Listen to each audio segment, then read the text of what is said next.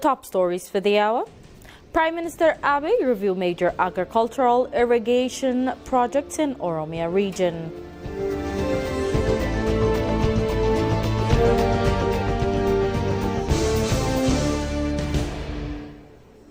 And centuries-old Ethiopia-Turkey partnership hits new heights.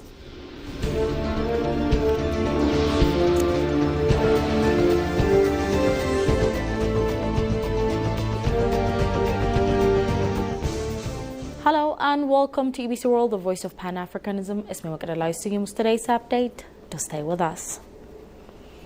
Prime Minister Abiy Ahmed received a warm welcome upon his arrival at Dambi Dolo Airport in Kalam Wallagga zone of the Oromia region earlier today.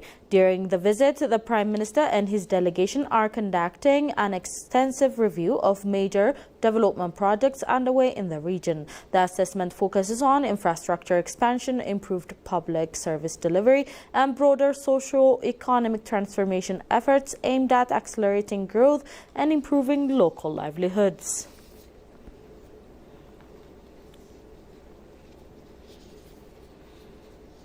Prime Minister Abiy Ahmed has described the Tulu Kapi Gold Development Project as a landmark model for responsible nature resource investment. Located in the West Wallagga Ganji zone of Oromia region, the project is being developed through a partnership between the government and private investors. Following an on-site visit, the Prime Minister stated that the project states a new standard for sustainable, transparent and inclusive resource development. He expressed confidence that it will contribute significantly to national economic growth while creating opportunities for local communities.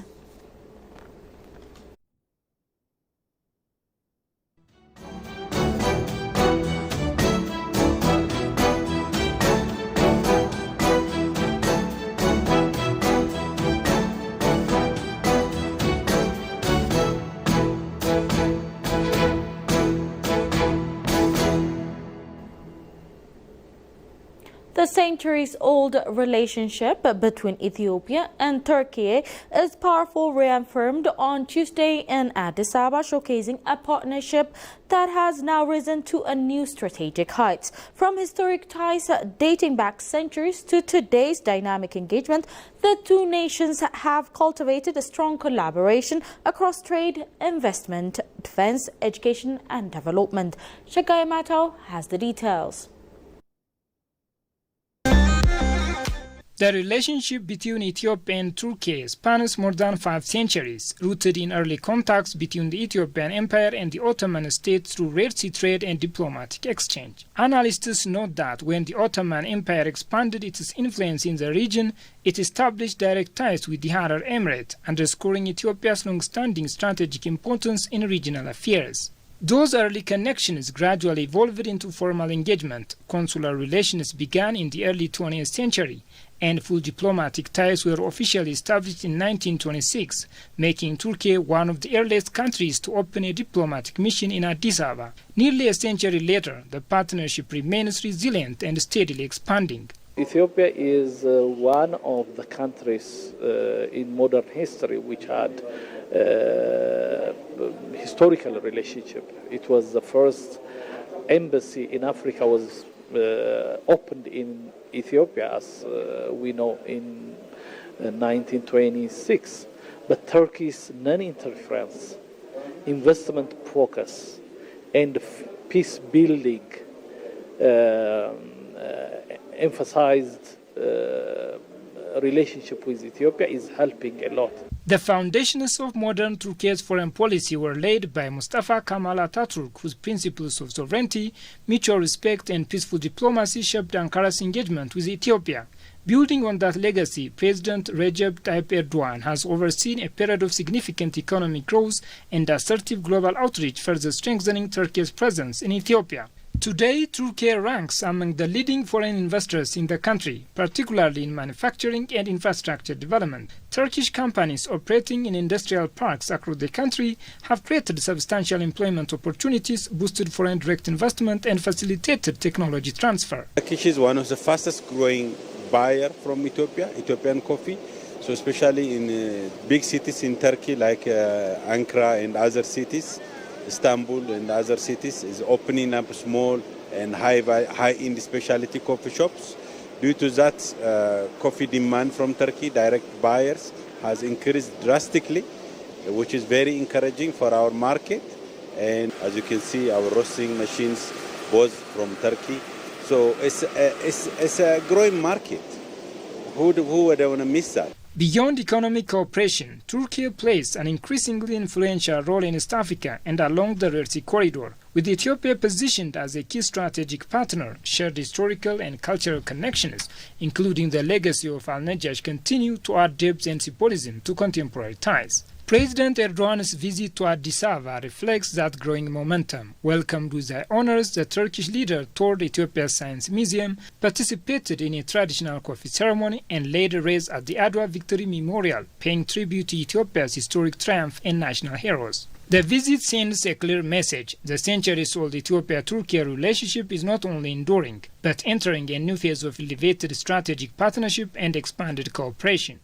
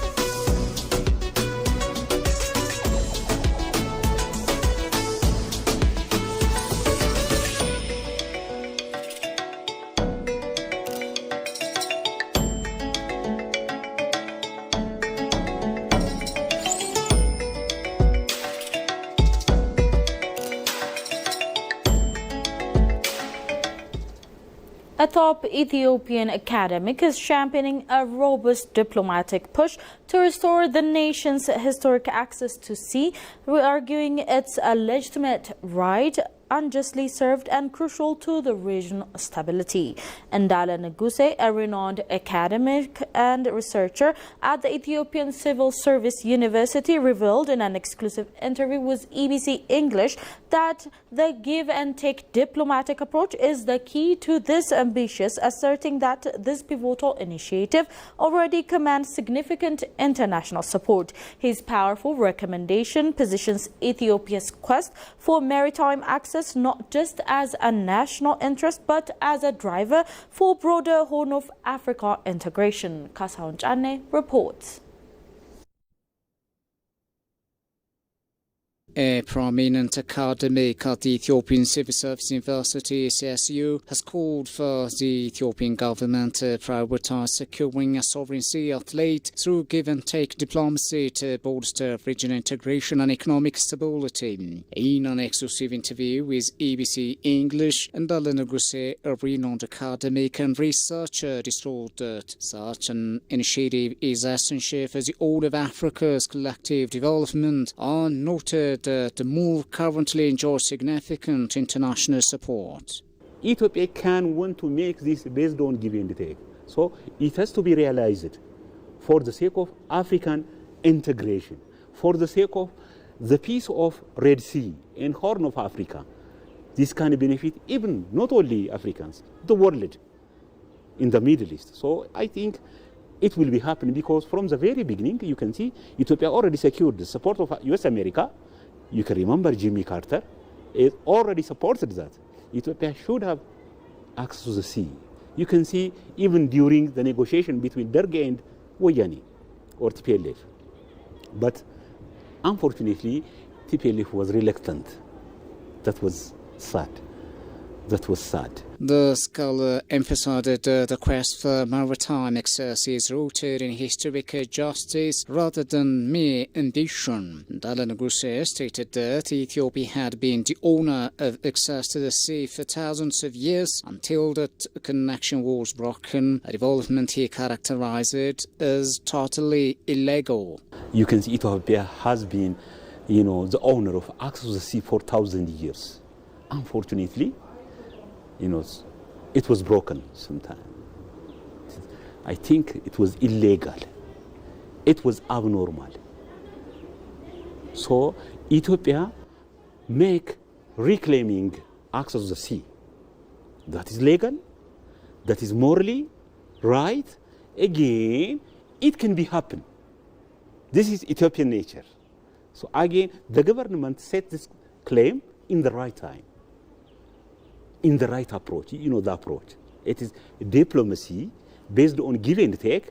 Ethiopia can have access to the sea, though the claim will fully, give ownership. Following his analysis, the university researcher recommended that the administration maintain its focus on reciprocal diplomatic frameworks. He noted that the government should work on securing a sea athlete in a manner that ensures mutual benefits for all parties involved, thereby strengthening regional ties. They have to be on the side of Ethiopians. They have to be on the side of the government of Ethiopia, because the government of Ethiopia is already responsible. The responsible reclaim, responsible approach based on diplomacy and give and take approach. So Eritreans, it is the right time. They have to, question their government if they believe on that. But you can see the government, unfortunately, in the Eritrea is not on behalf of Eritreans, not on behalf of Ethiopians, not on behalf of Africans. So always at this time, this is the right time to support the reclaim of Ethiopia. So this is, I think, this the right time intervention in their own. They have to make, imposition, pressure on their own government. He reiterated that securing this maritime corridor is indispensable for Ethiopia's long-term prosperity and its pivotal role in continental development, urging sustained diplomatic efforts to rectify the historical injustice. Ethiopia has been ranked among the world's fastest growing tourism destinations for 2026 after recording a 15% rise in international arrival in 2025, according to BBC Travel, citing data from UN Tourism. The report highlights Ethiopia as one of Africa's standout performers, reflecting renewed global interest in the country's cultural and natural attraction. Jerusalem Betsaha has more. Ethiopia is emerging as one of the world's fastest growing tourism destinations heading into 2026, with international arrivals rising by 15% in 2025, according to the recent report by BBC Travel, citing the latest World Tourism Barometer from UN Tourism. In its report titled "Tourism is Booming in 2026, Just Not Where You Think," BBC Travel ranked Ethiopia among rising high-identity destinations such as Bhutan and Brazil, pointing to the country's distinctive cultural heritage, dramatic landscapes and renewed global appeal. According to the barometer, Africa recorded the strongest regional growth worldwide at 8%, with Ethiopia standing out as one of the continent's top performers. The launch of the Visit Ethiopia digital platform in 2025 expanded hotel investments and improved air connectivity, so Ethiopian Airlines have further strengthened accessibility and boosted travel confidence. The BBC report highlights Ethiopia's exceptional historical and anthropological wealth, describing it as one of the world's richest destinations for archaeology and natural history. It points to the legacy of the ancient Aksumite civilization, the rock-hewn churches of Lalibela, the medieval castles of Gondar, and the dramatic landscapes of the Semin Mountains, home to the endemic Gelada baboon. Southern Ethiopia's Omo Valley is also cited for its living cultural traditions, reinforcing the country's identity as a cradle of humanity and civilization. Tour operators interviewed by the publication report rising bookings, including from younger travelers and educational groups. Ethiopia's growing global visibility comes amid sweeping homegrown reforms and strategic investments in tourism infrastructure under the leadership of Prime Minister Abiy Ahmed. In recent years, the country has launched landmark initiatives aimed at repositioning itself as a premier African destination. Programs such as Dine for Nation and Dine for Generation have mobilized domestic resources to develop world-class tourist facilities while promoting environmental sustainability and heritage conservation. These efforts form part of a broader strategy to diversify tourism offerings, enhance service quality, and extend visitors' stay by integrating culture, nature, gastronomy, and conference tourism. As global travel continues its rebound in 2026, Ethiopia's emergence among the fastest-growing destinations signals the tangible impact of reform-driven development and a clear national vision to make tourism a pillar of economic transformation. That's all we had for today's update, but before I go, let's have a recap of the top stories once again.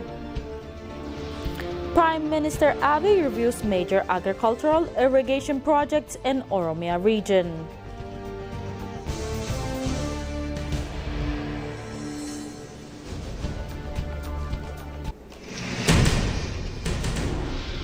And centuries-old Ethiopia-Turkey partnership hits new heights.